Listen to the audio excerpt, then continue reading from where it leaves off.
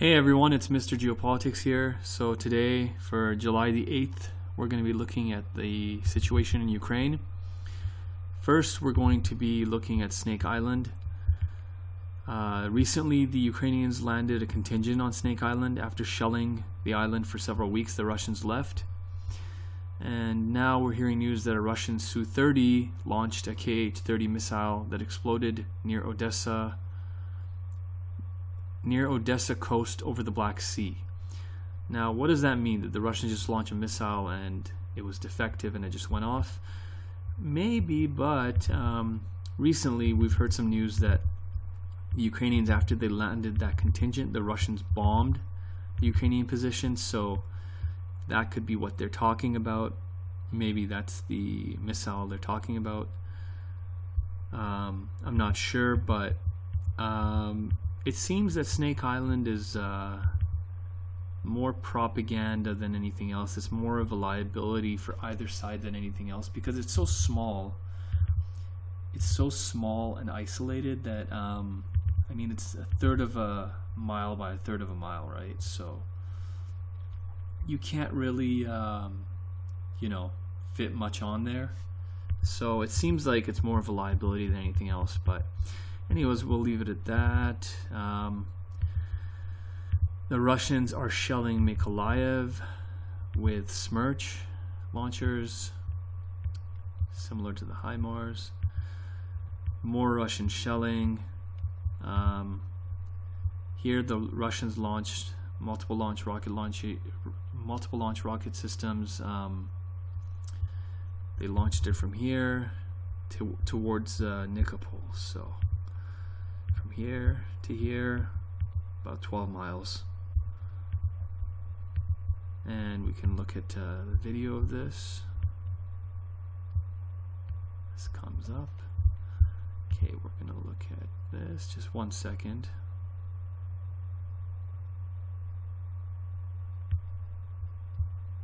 This is on Telegram, so.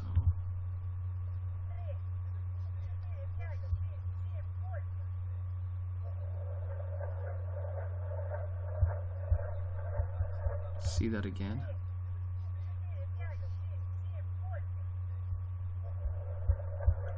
Yeah, it's being recorded from a decent distance. You can see that, okay, let's get out of Telegram. Yeah, you can see that basically the Russians are launching rockets at Nikopol right there. So this might be retaliation for things like this. Reports of audible explosions at Melitopol. Right, and this is part of a recent string of attacks by the Ukrainians. You can see it right here. The Ukrainians have been attacking mostly the Donetsk area, the Donetsk city area. Now, let's look at this. Fire at area of Topaz plant in Donetsk. Again. So, you can see this right here. Don't really hear any ammunition going off. I'm not sure what exactly they targeted, but anyways, yeah, the Ukrainians are targeting the Donetsk region mostly. Recently, it seems that they've also targeted Mariupol, so the Zaporizhia Oblast and Donetsk Oblast, they're targeting. They're really targeting.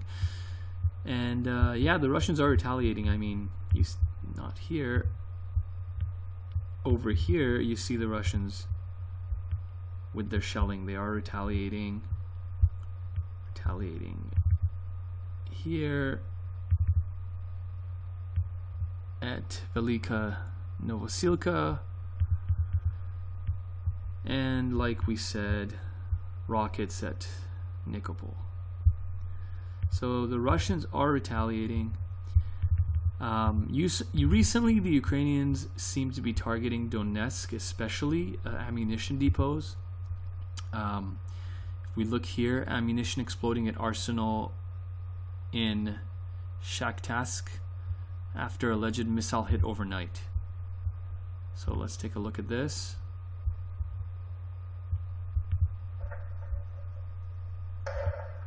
Yeah, that's ammunition going off.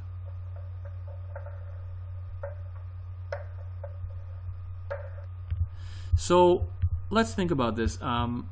The Ukrainians, some sources are claiming that they're using the HIMARS systems to hit these targets, these ammunition depots. See, this one's further inland. Fire near Snizne. Okay, let's see this.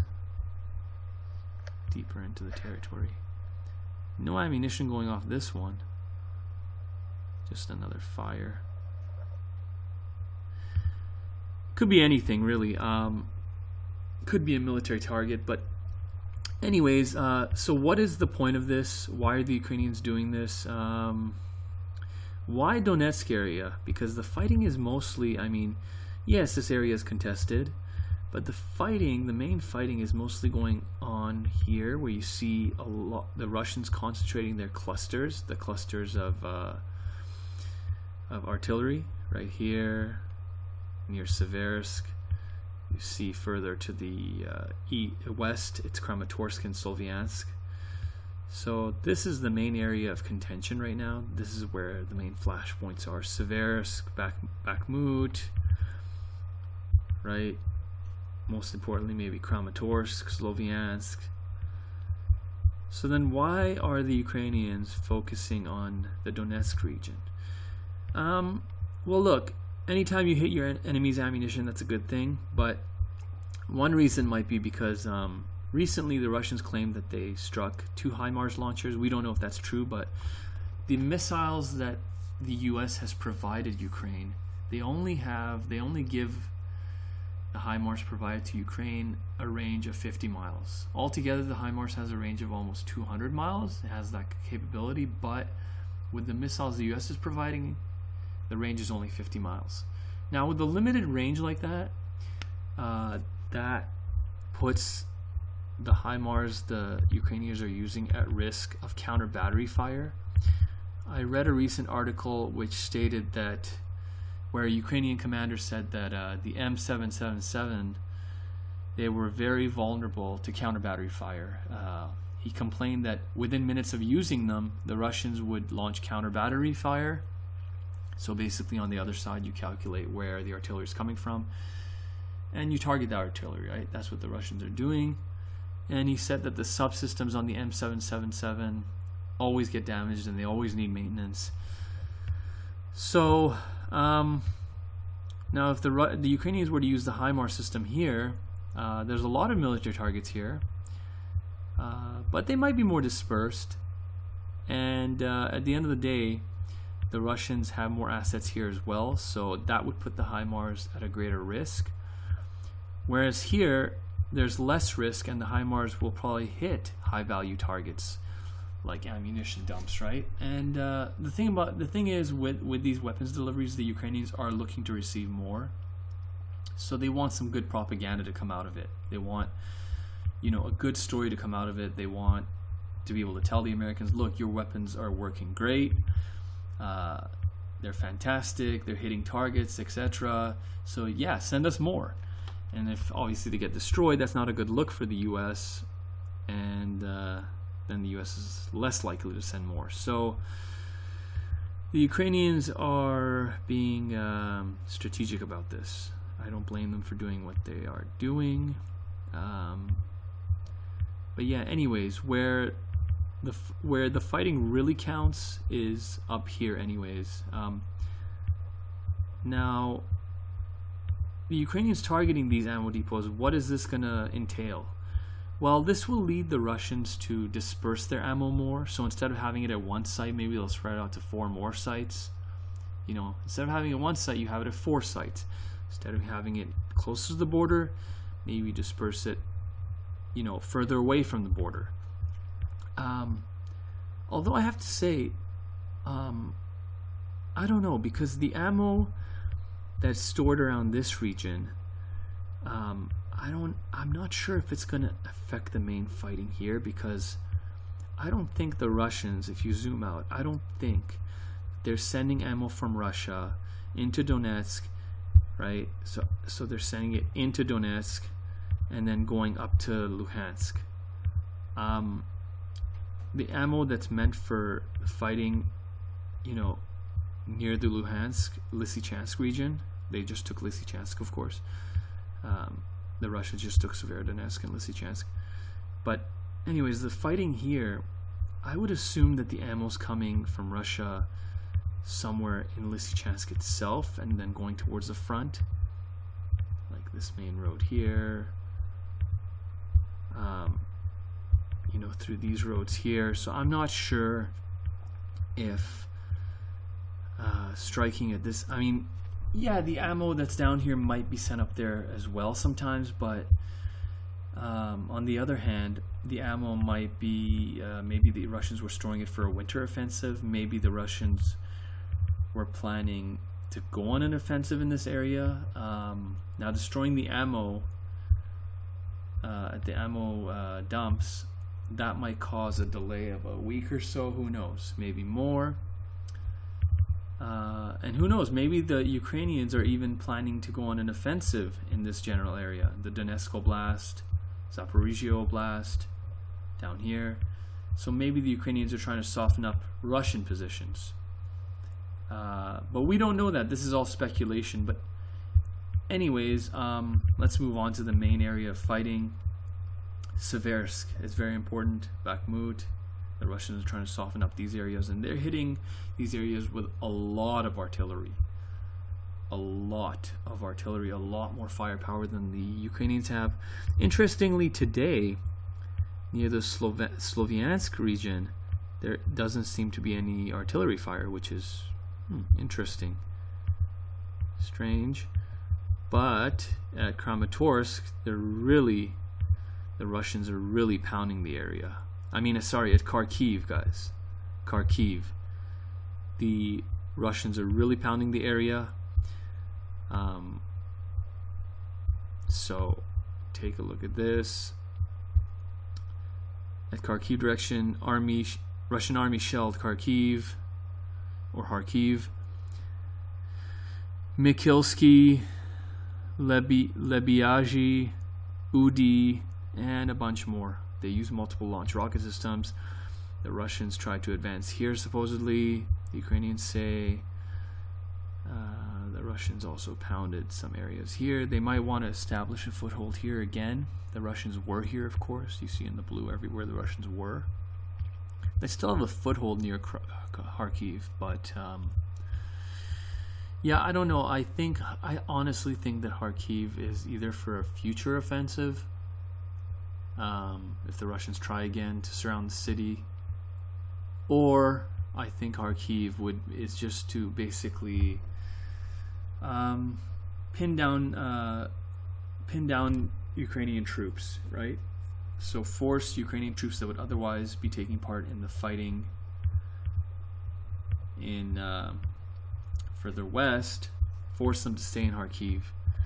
Just like what Belarus is doing, right? Belarus, they just extended a military exercise. So they've been conducting a military exercise near the border for quite a while, and they just extended that for another week or so, 2 weeks or something. And that's just to pin down more Ukrainian troops where they're not needed. It's just a game they're playing, right? So anyways, if we actually go to where the fighting is most intense, we see the largest clusters of artillery that the Russians are using. Now if we look here, this is one thing I should mention. So Bilohorivka, for the last few days, several sources, other maps, have been saying that the Russians actually control Bilohorivka. And some people are saying that there's some confusion because there's actually another Bilohorivka. See, if you go down south a little bit, there's another Bilohorivka right here. See where Berestov, Nahirne, right? So there's Berestov to the north, Nahirne to the north, and Bilohorivka right here. So the Bilohorivka that the Ukrainians say they control might be this one, but interestingly enough, the Russians are claiming that they control this Bilohorivka and the one to the north. So that's kind of weird, but I mean, they're about 12 miles apart, but I don't know what to make of it. I mean, this area is under contention, so you never know. Maybe one day the Russians do control it. Maybe they control half of it. Maybe the Ukrainians push them out. You never know exactly what's happening on the front lines when the front lines are so fluid, right? But one thing I should show you is that recently, this came out about 11 hours ago, and this is geolocated. So in this area, the Russians, they crossed the Seversky Donetsk River, or they tried to cross, and there's some destroyed Russian hardware. Now, we don't know when this is from, but looking at the pictures carefully, you can count about 5 tanks, right? Because you look at this picture, 1, 2, 3, 4, right? 4 near the river right here. See the trees sticking out? Now, when you go up to the other picture, you see this cluster right here. That's the 3, and that's the other one. And there seems to be another tank here, so that would make it 5 tanks. And then there's an armored vehicle here. And this seems like the track is too thin to be a tank. So these two seem like 2 armored vehicles and 5 tanks to the right. So we're not sure when this happened. This could have happened a while ago, but even if the Russians do control Bilohorivka and try to crossing, here's the question: do they control the forests near Bilohorivka? Do they control this area of forests, this area of greens? Maybe not. And the thing is, the Ukrainians could have easily launched, artillery at the crossing from anywhere. They could have launched it from anywhere in this area here, this area right here, where you see the green, the shrubs. They extend for quite a while. And when you look at the pictures, there seems to be some marshes, right? Not surprising, near a river. So yeah, I mean, anywhere here the Ukrainians could have launched an attack from. But even from the very center to here, I mean, okay, sorry again. Yeah, that's like 1.5 miles, so that's easily doable. Any army could do that with any decent amount of artillery. So Bilohorivka could still be taken. Now, if we look at this, it says at Kramatorsk direction. Okay, just stop right there. At Kramatorsk direction, Kramatorsk is right here. See, this is Kramatorsk. This is oopsie daisy. Oh man, my clicking skills are not there today. But yeah, this is Kramatorsk. So when they're saying Kramatorsk direction, what do they mean? Anyways, maybe they mean in this general direction west? I don't know. Maybe, right? Okay, sure. That's weird to mention that, but okay. For this cluster to mention Kramatorsk direction, that's weird, but okay, let's read further. At Kramatorsk direction, Russian army shelled area of Seversk. See, notice area of Seversk, Bilohorivka, blah, blah, blah. Okay, so area. Okay, so in this general direction, the Russians shelled this general area. So they could still control Bilohorivka. Like, I'm not trying to spin this for the Russians. I'm just saying, if you read into the fine print, they're just saying in that general direction of this, in this general area. So I mean, it could mean anything, right? In the area of Bilohorivka towards Kramatorsk. What does that even mean? This is Bilohorivka. We know there's another Bilohorivka down here. So, in the area of Bilohorivka towards Kramatorsk, you see how when you read into the fine print, yeah, I feel sorry for these map makers. I mean, it's difficult to figure things out sometimes. But anyways, again, the Russians are just trying to soften up these areas. If you look here, some Russian sources claim that they already control Spirne. I wouldn't doubt it. Russian army conducting offensive towards Vesela Dolina and near Spirne. So near Spirne.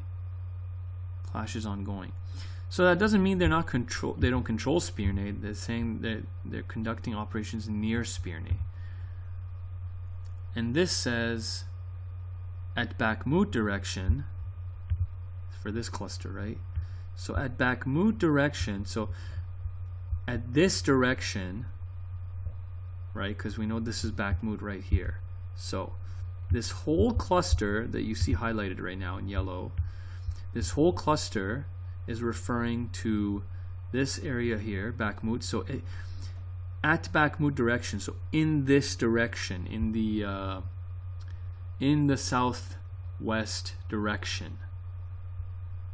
So in the southwest direction, army shelled Bakhmut, Spirne, Berestovi, okay, New York. Russian aviation conducted airstrikes near blah blah. Okay. Shelled Spirne. So it says they shelled Spirne, but when it says they shelled Spirne, does it mean that they shelled the center of Spirne? Or does it mean that they shelled, outside Spirne, or here Spirne, or here? You don't know, right? That's the thing. Because, let's say you take into consideration the following statement. XYZ shelled New York. Okay, where New York? Outside New York, Manhattan, general area. Well, you see how it can get confusing, right? Anyways, the Russians are saying they control Spirne, but Russian aviation, Russian artillery especially is just pounding these areas, softening up these areas. Now again, as I said yesterday, Spirne is very, very important because the Russians want to straighten out this line. You know what? Let me use another tool. The Russians want to straighten out this line, right? They want to take Spirne, they want to straighten out this line, okay? And then, without even going for Seversk, without going on a frontal assault, just by taking the areas outside, so, just by taking, this area here, so we see Verko, Kamianske, Novoselivka, Viato, Pokrovske. So just by taking all these little areas here, right,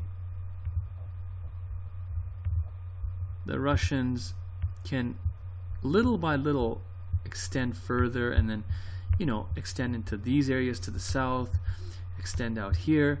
Eventually, what the Russians are going to be looking to do is they're going to be looking to encircle the Ukrainians, right? So they're going to be looking to take the southern areas here without going for any major settlement like Solidar, right? But what they're going to want to do eventually is they're going to want to encircle the Ukrainians just by taking the areas around Seversk without going on a frontal assault, right?